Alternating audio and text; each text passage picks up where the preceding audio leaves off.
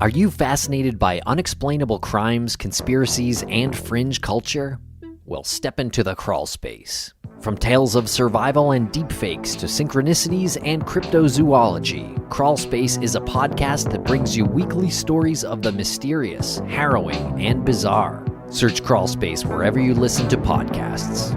Crawl Space, where crime meets culture. You're listening to DNA ID, brought to you by AbJack Entertainment. Be sure to check out some of the other great true crime podcasts from this network, including The Murder in My Family, Missing Persons, Scene of the Crime, Zodiac Speaking, Beyond Bizarre True Crime, Citizen Detective, and Campus Killings. All of these podcasts are available for you to binge on right now, wherever you listen to podcasts. Subscribe where you're listening to this podcast so you don't miss an episode.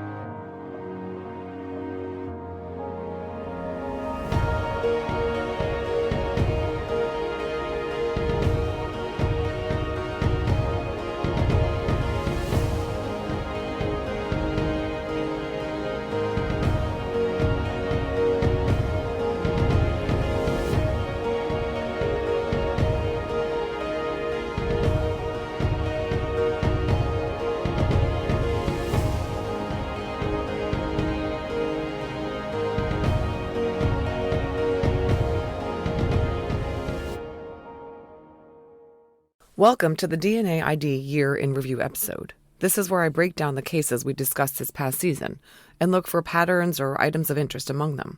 But first, a significant update in a case I covered last season, the 1986 murder of Nancy Doherty in Chisholm, Minnesota. If you haven't listened to the episode, I recommend you go back and do so. But in a nutshell, Nancy was a mother of two who was found raped and strangled on her bed by her former boyfriend, Brian E. Police noted significant signs of a struggle, including evidence that there had been an altercation outdoors. Brian E. was a suspect for decades, but forensic genealogy eventually cleared him and identified Michael Carbo, who at the time was a high school junior and neighbor of Nancy's who was known to be a peeping Tom. Michael Carbo was convicted after a trial and sent to prison. He appealed his conviction on two grounds. One, he argued that the trial court had incorrectly denied his motion to suppress the DNA evidence under the abandonment doctrine. And two, he should have been allowed to introduce alternative perpetrator evidence pointing the finger at Brian E. Note that none of the contested issues had to do with the forensic genealogy, which was strongly objected to by the defense pre-trial, but upheld by the trial judge despite there being evidence that the genealogist had uploaded to a genealogy site against its terms of service. However, one of the Supreme Court justices, Justice Procaccini, brought up SNP DNA profiles in his concurrence, stating that, quote, a SNP analysis not only reveals sensitive and personal information about its individual subject, it also reveals similarly sensitive and personal information about others, end quote. The concurring justice argued that people have a reasonable expectation of privacy in the, quote, sensitive and personal information, end quote, in their SNP DNA profiles, and police should be able to analyze them only after securing a search warrant. Anyway, the Minnesota Supreme Court handed down a ruling on Carbo's appeal this past May. They upheld the denial of the motion to suppress. They ruled, quote, we decide that the district court did not err in concluding that Carbo had abandoned his subjective privacy interest in the genetic information gathered from the crime scene, and that the evidence obtained from Carbo's garbage need not have been excluded, end quote. But the Supreme Court ruled in Carbo's favor on the alternative perpetrator evidence. Essentially, they said that the trial court had abused its discretion in denying Carbo the right to present Brian E. as a potential suspect, and this denial was not harmless error. The court agreed with Carbo's contention that some of the facts had an inherent tendency to connect Brian to the crime. Quote, Brian E. was an early suspect in Doherty's murder and the sole person with Doherty in the hours leading up to her death. He speculated to law enforcement about his possible participation in the murder, and was also a key witness at Carbo's trial.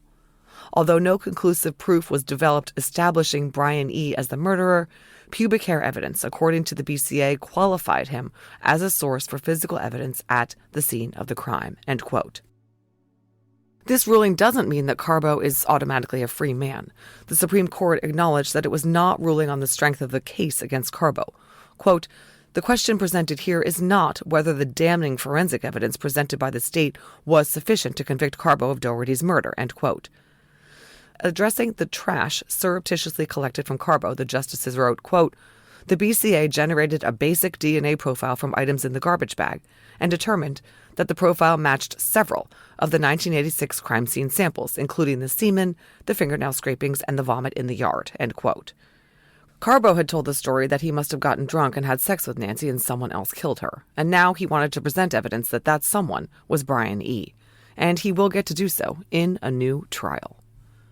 Speaking of Brian E., the Minneapolis Star-Tribune did a lengthy article on him, depicting him as something of a victim. Some excerpts. Quote, "Brian E. has long lived with outsider suspicions that he murdered a woman he loved. In the 40 years since Nancy Doherty, a 38-year-old mother and nursing home aide, was killed in her Chisholm, Minnesota home, investigators have interviewed him a dozen times. They collected his DNA, the shirt he wore the last time he saw her, a list of places he left his fingerprints in her home," end quote. The article talks about Carbo's arrest and the Supreme Court overturning his conviction. Quote, "That threw Brian E. back in the spotlight. He is the alternate perpetrator. I want to start off by saying I did not kill Nancy," said Brian, 69, recently as he sat at his kitchen table. Beyond investigators and a courtroom, Brian has held tight to the story of Doherty's final night alive and finding her dead in his home. He hasn't told new friends or even his immediate family. He contacted the Star-Tribune after the Supreme Court ruled on Carbo's retrial. He wanted to break his silence," end quote. Brian told the reporter the same story we heard from him at Carbo's trial, how he was out with Nancy that night, then he was in her kitchen, and then could not reach her the next day. Quote, "They found her in her bedroom lying beneath a blanket. She had been raped and strangled." This is back to the article. 40 years removed, the memory still brings Brian E. to tears at his kitchen table, end quote. Of course, Brian is dreading the new trial and the concern that he will be put under an even greater microscope than he already was at the original trial, at which he testified and was subject to an intense cross-examination. It was pretty clear that back in the day, even the cops thought Brian killed Nancy. Quote, "Brian was probably persecuted more than any single person in any case in this state," said Nancy's daughter's husband, Dave Haggard. Quote, "Doherty's family doesn't want to endure another trial. Dave Haggard said the process feels like his wife's mother is getting murdered all over again. The family says they believe Carbo is guilty and that there has never been enough evidence to charge Brian E." Again, all that from the Star-Tribune. While Carbo awaits the new trial, scheduled for early 2025, Judge Friday awarded him bail, and although I read that he reduced the bail amount to $350,000, Carbo is still incarcerated in the St. Louis County Jail, and his bail, as reflected in the jail inmate roster, is $1 million. Let's hope he doesn't get out, and that prosecutors in his new trial are able to focus the jury on the DNA evidence he left in Nancy, under Nancy's nails, and in the vomit he left in her backyard. I also have an update on another case that I covered previously, even though the defendant is now deceased. You may recall the murders of Ellen Matthews and David Schuldes, who were shot to death at McClintock County Park in Marinette County, Wisconsin, in 1976. Raymond Van Nieuwenhoven and his 3 brothers were named by genealogy as possible suspects. After all the other brothers were ruled out, Oconto County Deputy Liskowski obtained DNA from Raymond through a clever ruse, asking the suspect to fill out a survey on policing in his area. He did so and then sealed the survey envelope with saliva and handed it over to the deputy. Raymond's DNA, extracted from the envelope, matched the DNA from the man who raped Ellen Schuldes before shooting her. He was arrested, tried, and convicted, even though his attorneys argued that the DNA evidence must be suppressed because the ruse used by police to obtain Raymond's DNA was an illegal search and seizure, since Raymond wasn't informed that they intended to extract and analyze his DNA. The circuit court disagreed, saying the DNA was voluntarily given, and what happened after that did not require a warrant under Wisconsin case law. Raymond appealed in May of 2022. He died in prison that June, but his appeal for post-conviction relief continued as allowed under Wisconsin law. Raymond's appeal lawyers wanted the Wisconsin courts to consider the legality of the ruse to obtain DNA, arguing that it was a case of first impression in the state, involving novel constitutional issues presented by constantly evolving technology, quoting from the brief. They argued before the Court of Appeals that trickery was not equivalent to permission, and therefore Raymond Van Evenhoven's DNA was illegally obtained. Of course, the state argued that to the contrary, Raymond voluntarily handed the DNA-laden envelope to a police officer. This wasn't even abandoned DNA, which is legal fair game. This was cooperative, even if misled.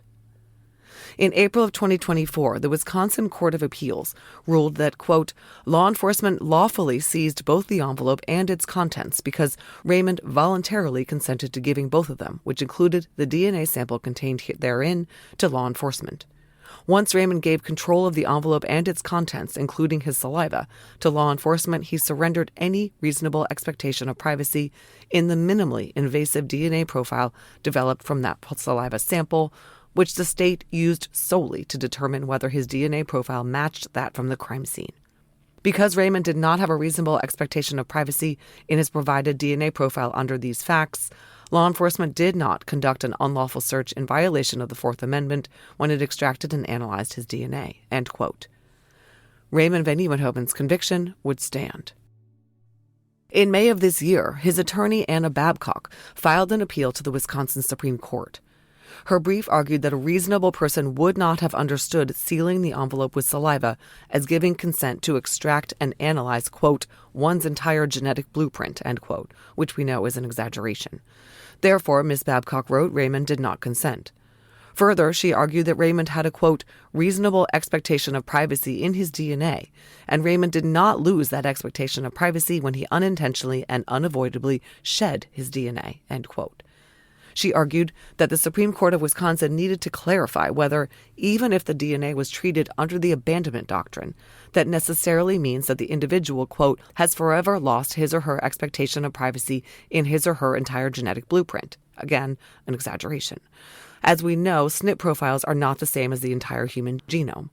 Ms. Babcock focused on the fact that genetic information is accessible only through the use of modern technology, which is constantly advancing, requiring the Supreme Court to reconsider doctrines such as abandonment and whether they remain appropriate in light of new methodologies.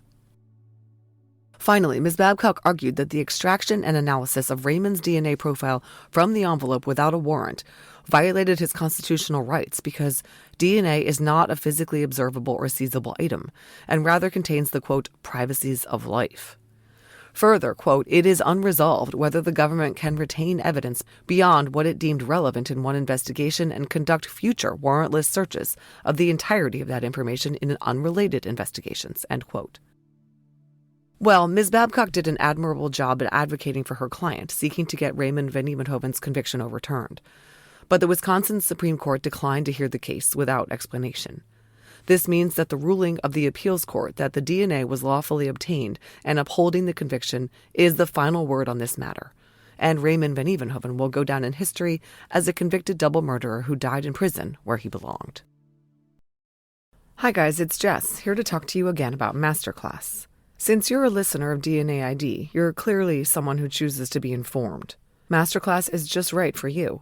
Masterclass's streaming platform offers classes in excellence from the best instructors possible, the world's experts.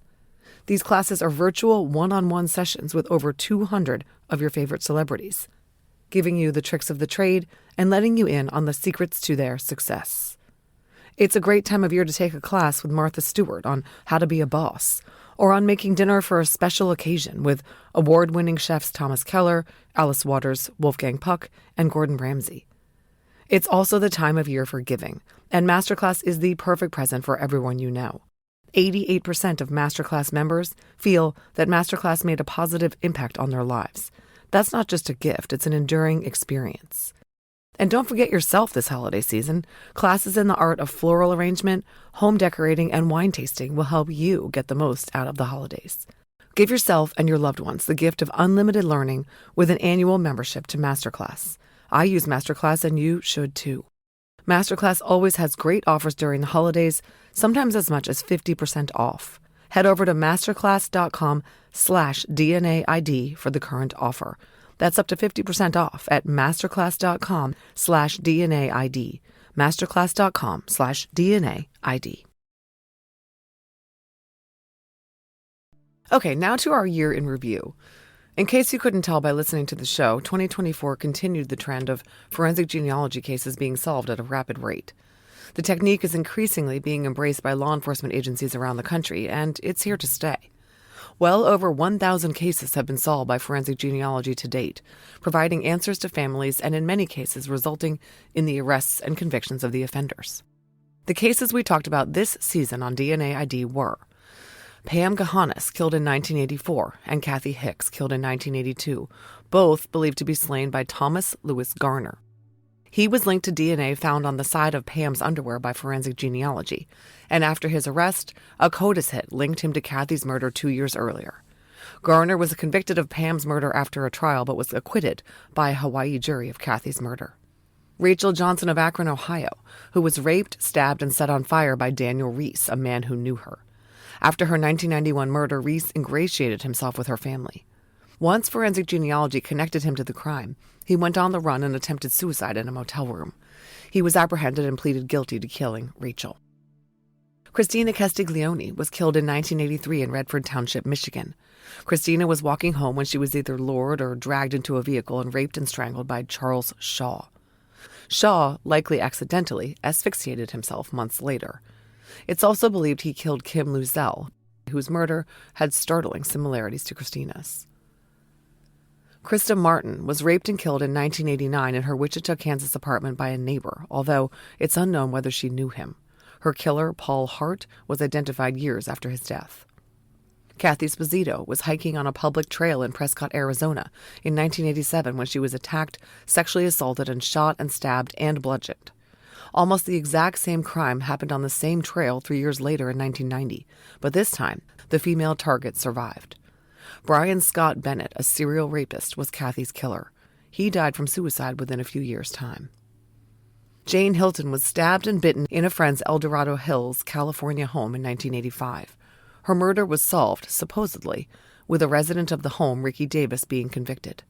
But modern DNA testing exonerated Ricky and pointed instead to Michael Green, who was a teenager visiting town when he killed Jane in a vicious thrill kill. Green had met Jane's daughter that night, but he did not know Jane. Sherry and Megan Scherer were murdered in their home in Portageville, Arkansas in 1998.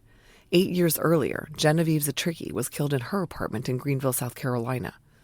Though linked by DNA, the crimes remained unsolved until forensic genealogy pointed to serial rapist and sadistic murderer Robert Brashears.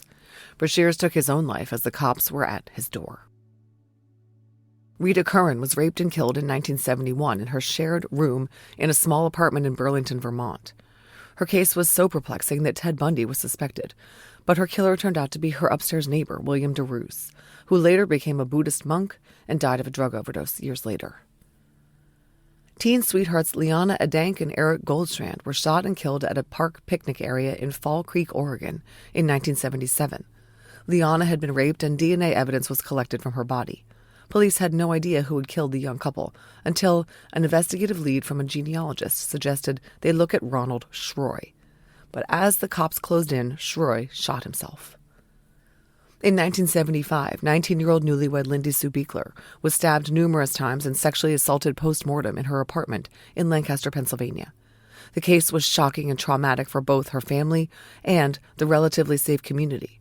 And when it was finally solved by forensic genealogy, the answers were equally shocking. Lindy was killed by David Sinopoli, a schoolmate and former neighbor who is believed to have stalked her. And he was alive and well and was arrested, charged, and pleaded guilty to her murder. Jennifer Bastian was biking in Tacoma's Point Defiance Park in August 1986 when she was abducted, raped, and strangled by Robert Washburn. Washburn was identified by Y-DNA's surname databases and was arrested and pleaded guilty. He lived not far from the park where Jenny was killed. Jenny did not know him, and it is believed she was targeted at random by the aspirational child killer. In March 1986, Michelle Welch was abducted, raped, bludgeoned, and stabbed by stranger Gary Hartman, who lived not far from the park. After being identified by forensic genealogy, Hartman was arrested and submitted to a bench trial with factual stipulations that facilitated a ruling of guilty. Hartman did not know Michelle and is believed to have raped and killed her in a crime of opportunity. Terry Paquette was stabbed to death in the bathroom of the Orlando, Florida convenience store he managed in 1996. His slaying was a prime example of overkill, and his killer left evidence in the form of blood behind at the store, which he also robbed. Terry's murder was a mystery. He had no real enemies. When the killer's suspected blood was tested and forensic genealogy conducted, the DNA pointed to a man who knew Terry, a frequent customer of the store named Kenneth Stowe.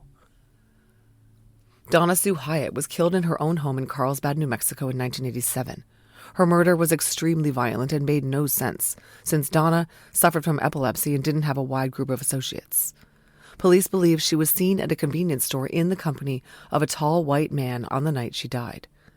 Semen atop the blood on her disemboweled abdomen was collected and finally linked by genealogy to her killer, a repeat offender named Michael Wigley, who died in a car accident in Texas.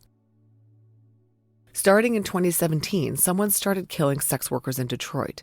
Once police identified the pattern, they realized that a serial killer was killing women using a unique weapon, his car.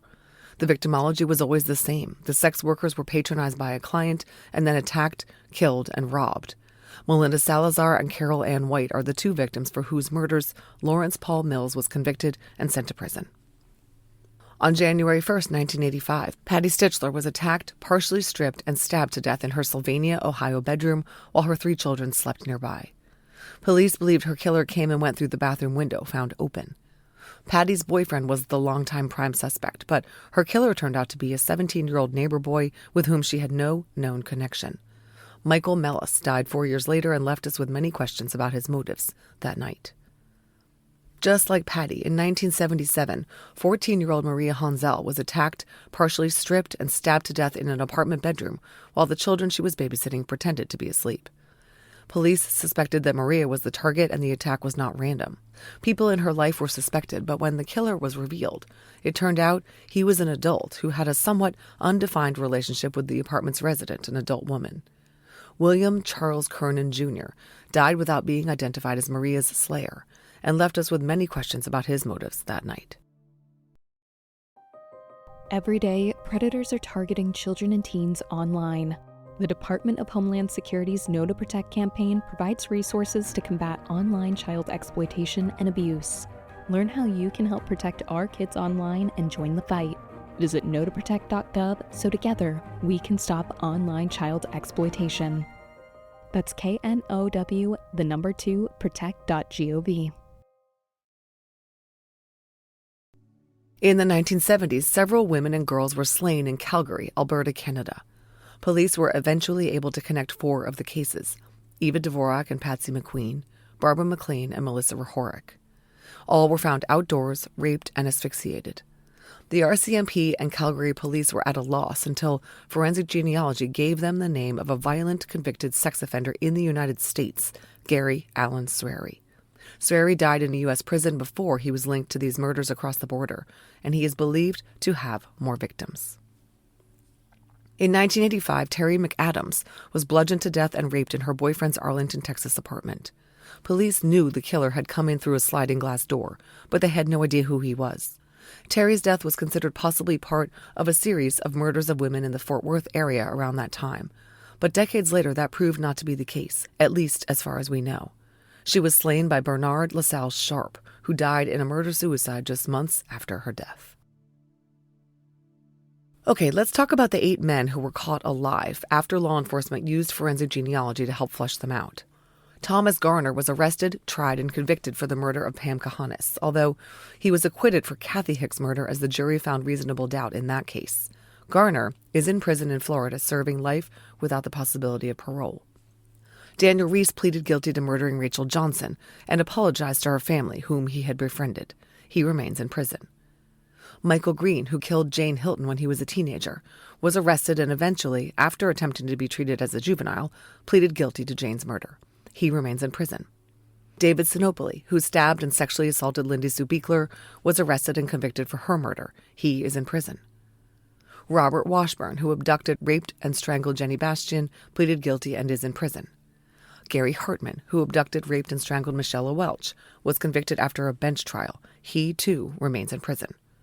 Kenneth Stowe stabbed Terry Paquette to death in a convenience store bathroom. He was arrested and convicted of Terry's murder after a trial. He's in prison. Lawrence Mills was the killer of several women in Michigan. He was arrested and pleaded guilty, although he tried to repeal his plea. He was denied, and he remains in prison too. Then there are the killers who were dead when they were identified. It's interesting to consider the various ways in which they died for those who were identified post-mortem, because they usually did not end up dying peaceful deaths surrounded by adoring loved ones.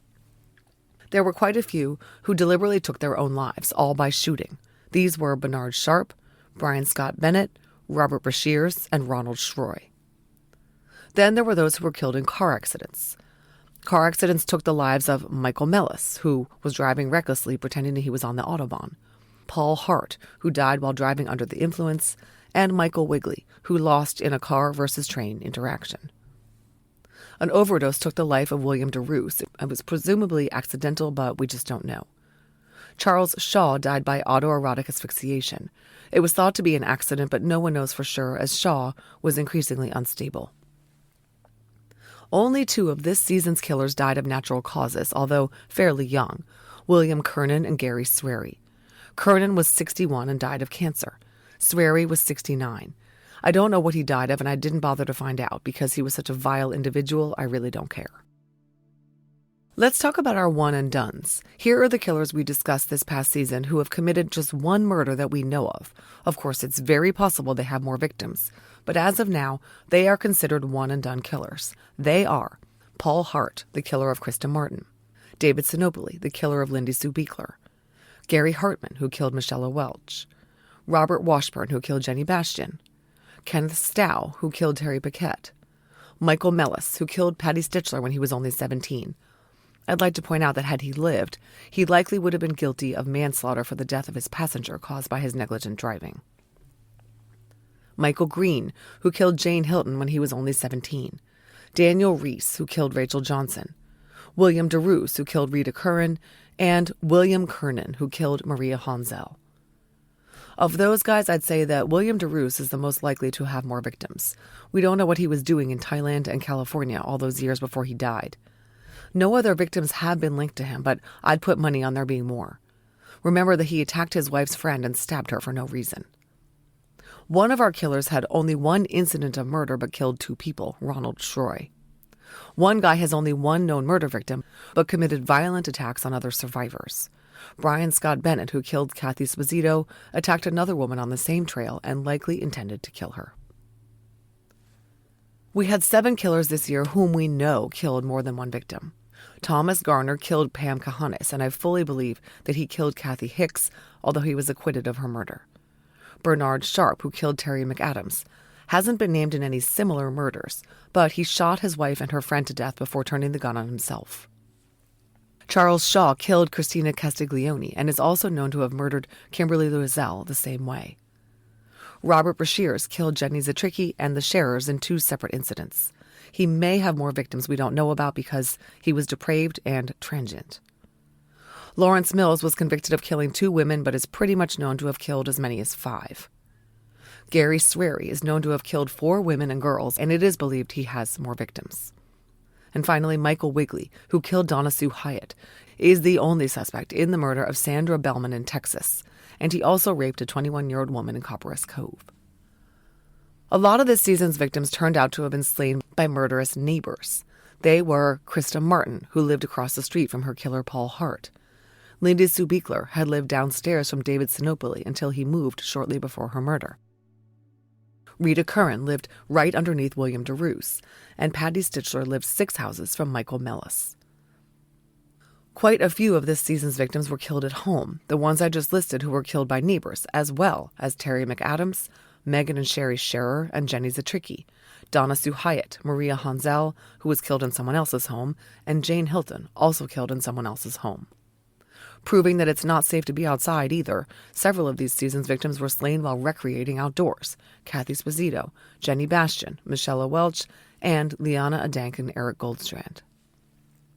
Then there was a slew of victims who were killed by seemingly random attacks by strangers. They are the victims of Robert Brashears, Jenny Zatricki, and the Scherers. Jane Hilton, whom Michael Green admitted he had never met. The 4 known victims of Gary Sweary did not know him. Terry McAdams did not know Bernard Sharp. Kathy Sposito definitely did not know Brian Scott Bennett. Liana Adank and Eric Goldstrand did not know Ronald Schroy. Michelle Welch and Jenny Bastian were strangers to their respective killers, Gary Hartman and Robert Washburn, and we don't know of any relationship between Christina Castiglione and Charles Shaw, or between Patty Stichler and Michael Mellis. Several of our victims had the misfortune to have accepted a ride with the wrong person. Christina Castiglione, Rachel Johnson, Pam Kahanis, and Kathy Hicks, all 4 Calgary girls, and Carol Ann White and Melinda Salazar.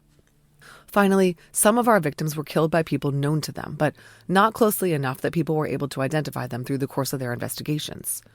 Rachel Johnson knew Daniel Reese and possibly knocked on his door for a ride. Pam Kahanis, we believe, knew Thomas Garner. His other victim, Kathy Hicks, definitely knew him as they went out on a date on the night she vanished and was killed. We're fairly certain that Lindy Sue Beekler knew David Sinopoli, both from school and from the building. Kenneth Stow is believed to be the man that often hung around the convenience store with his victim, Terry Paquette. And Melinda Salazar and Carol Ann White didn't really know Lawrence Mills, but they had a transactional relationship with him. Then there are some potentially unknown relationships that went south. I'm certainly not suggesting the victims were to blame, but we don't have all the information to make informed conclusions about what happened, and it's possible that there was at least a familiarity prior to the murders. Donna Sue Hyatt likely brought her killer home to her house with her, or else he followed her from the convenience store where they had been seen together. No one knows why Maria Honzel was so dressed up and wearing makeup and jewelry on the night she was killed by William Kernan, who had stopped by the apartment several times in the past. It also seems possible that she let him into the apartment based on ear witness statements. We don't know anything about a potential relationship between Krista Martin and Paul Hart. Since they lived in such close proximity, it's very possible that they knew each other. There was no sign of forced entry to Krista's apartment, and it appeared she'd been sharing soft drinks with someone. We have no reason to believe that Patty Stichler knew her attacker, but I, for one, believe that it's likely that Patty had at least acknowledged Michael Mellis in some way, or he read into something that she did, leading him to believe that she might be interested in his advances or that she had rejected him. Okay, let's talk about our Doe cases. Robert Mullins, known as Pickaway John Doe, was found in Circleville, Ohio, skeletonized and without his head, which had been removed with a toothed blade. Because of his stature, he was originally believed to be female, but eventually DNA proved he was a man and genealogy identified him. Robert had been reported missing by his family and is believed to be the victim of an unsolved homicide. Eileen Truppner was found in a Florida marsh, raped and murdered. She remained unidentified for years, before forensic genealogy gave her her name back. Her murder has been attributed to convicted killer Lucius Boyd, already in prison for the murder of another woman and suspected in several more murders of women. He has pleaded not guilty to murdering Eileen and awaits trial. Ada Fritz was shot in the head and tossed into an Alabama creek without her hands, her dentures, or any identification. Her murder is technically unsolved, but similarities in Ada's case and another murder suggest that her killer was Henderson Williams. Williams was convicted of killing his own mother and disposing of her in a manner similar to Ada. He died without being held responsible for Ada's murder. Lori Ann Raspotnik was known to be a victim of the Green River Killer who confessed to murdering and dumping her, but he didn't know her name. Bones 17 became her grim moniker until forensic genealogy led to her identification. Carolyn Eaton was known as Valentine Sally because she was found under a tree along a highway in Arizona on Valentine's Day, 1982. She'd been asphyxiated and dragged to that spot from a vehicle, but no one knew her name until forensic genealogy revealed that she was a teenage runaway from St. Louis, Missouri. Her murder remains unsolved. Clarence Wilson was shot, chained, and dumped in Crater Lake in Montgomery, Texas. When his body surfaced and he was found, no one knew who he was despite very specific tattoos. He was identified by forensic genealogy, but his murderer or murderers remain unknown. Tabitha Slane Merlin was pregnant when she died in Fort Wayne, Indiana, at the hands of someone else. That someone has never been identified, although at least Tabitha has her name back. Jeffrey Kimsey was found without his head, hands, or heart in an Alabama stream. With no identification on the body, he couldn't be identified for years. While forensic genealogy did finally give him his name back, so far it has not named his killer. Mary Alice Pultz Jenkins was found buried in a sand dune in Florida, but no one knew who she was. Her skeletonized body bore few clues to her identity, but the circumstances caused the police to categorize the case as a homicide. Once she was identified, police concluded that there was a strong possibility she was killed by her boyfriend and former brother-in-law, Thomas Fugit, who died in prison serving a sentence for a different murder. Karen Vergata and Valerie Mack were both Jane Does found on desolate stretches of Long Island beaches. After they were identified, their lifestyles and circumstances of their disappearances suggest they may be victims of the Long Island serial killer, now suspected to be Rex Heuermann. It remains to be seen whether there is sufficient evidence to charge him with their murders. Everett Leland Yeager was killed in a U.S. Air Force flight training mission in California. He was buried with full military honors, so when a piece of a jawbone was found somewhere in Arizona, Yeager was the last person it was suspected to belong to. But when DNA from the jawbone was analyzed using forensic genealogy, it pointed right back to Captain Yeager.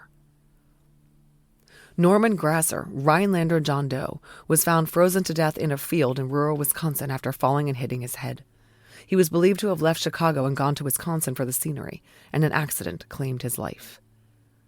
Chimney Doe was found in 1989 when the new owner of an older building removed some pipes and found a skeleton in a chimney. Clothing found with the doe caused confusion as some articles were deemed feminine, and the cause of death was unknown. Eventually, Chimney Doe was identified as Ronnie Joe Kirk, and we still don't know how he got into that chimney or whether he was killed. Oscar Tally Road Jane Doe was Shauna Beth Garber. Shauna was a homicide victim who was very difficult to identify because she had been adopted and in foster care and had a changed name and unknown location. She was found deceased from a drug overdose and bound in multiple different types of bindings, making it apparent that someone had killed her. Her murderer has been identified. Melissa Highsmith was a living doe who was abducted and renamed as a child. She was finally reunited with her family after an amateur genealogist helped them locate the person whose children had matched to them as close relatives in the open-source DNA databases. Peggy Joyce Shelton was found strangled and wrapped in a unique bedspread in Florida. She was determined to have been married to the man who is believed to have killed her. And finally, Maury Avenue Jane Doe is a murder victim who was found in Newark, California, and remains unidentified, and so does her killer. So to examine the patterns in our Doe cases, we have several unsolved homicides. Carolyn Eaton, known as Valentine Sally, believed to have been killed by an unknown trucker. Maury Avenue Jane Doe, who was shot in the head and left in a field nude in Newark, California. Jeffrey Kimsey, found without his heart, head, and hands in a stream in Union Grove, Alabama. Tabitha Slane Merlin, found wrapped up in a blanket in standing water in an Indiana basement. Clarence Wilson, who was shot, chained, and dumped in Crater Lake in Montgomery, Texas, and Robert Mullins, whose head was removed presumably by whoever killed him. Even though it seems very unlikely that any of these unsolved Doe homicide cases will be solved, I've learned to never say never given what is possible today with DNA, thanks to DNA extraction devices and techniques like the MVAC and rootless hair analysis. I think it's a fair statement that the tide of cases being solved by forensic genealogy has renewed hope among cold case investigators that long-dormant cases can possibly be revitalized. Let's hope some of our John and Jane Doe homicide victims get answers. Then we have Doe homicides that had been attributed to a specific killer, although many of them had not been found guilty in a court of law. Karen Vergata and Valerie Mack are alleged to be victims of the Lisk, Rex Heuermann, whose trial date may be set this very month. We know that Eileen Troopner was murdered by Lucius Boyd. Lori Ann Raspotnik is a confirmed victim of the Green River killer Gary Ridgway. Ada Fritz is believed to have been killed by Henderson Williams based on similarities in MO and location. Thomas Fugit, the brother-in-law of Mary Alice Pulse Jenkins, is believed to have killed her after the two ran away together. He was known to have killed at least one other person. Peggy Joyce Shelton was killed by her husband, Jerry Lee Fletcher, who killed and disposed of several other victims in the same exact manner. And finally, Shauna Beth Garber was killed by Talfie Reeves. Her death was witnessed by someone who was able to ID him as her murderer, although too late to provide real justice for Shauna. We have one Doe who may or may not be a victim of homicidal violence. Ronnie Joe Kirk was found in a chimney, but no one knows whether he chose to crawl down there. Accident victims include Norman Grasser, who fell on an icy roadway and hit his head, and Captain Everett Leland Yeager, who died in a plane crash. And finally, we have Melissa Highsmith, who was found alive and who has provided real hope for families of missing persons. Thank you for listening to this season of DNA ID. The interest and support of the listeners is the reason why I continue to create this labor of love. In 2024, we saw more listener interaction than ever before, with so many of you reaching out via email, Facebook Messenger, Instagram and Facebook comments, Reddit, and of course on Patreon. We try to respond to every message and want to say a sincere thank you for your continued interest and unwavering support. For those of you interested in the show's theme music, we're hoping to make it accessible for use as a cell phone ringtone in the near future. In the meantime, check out the musician, my son Connor Betancourt, who has some songs on Spotify and more to come under his artist name. DNA ID is going on winter break and will resume with new episodes on January 20th, 2025. Happy holidays and Happy New Year to everyone. Recently, I let listeners know about a new benefit available to them called an AbJack Insider subscription that's available through Apple Podcasts. An AbJack Insider subscription will give listeners ad-free access to every bit of DNA ID content published, both past episodes and future episodes. It will also give you benefits like early access and bonus content.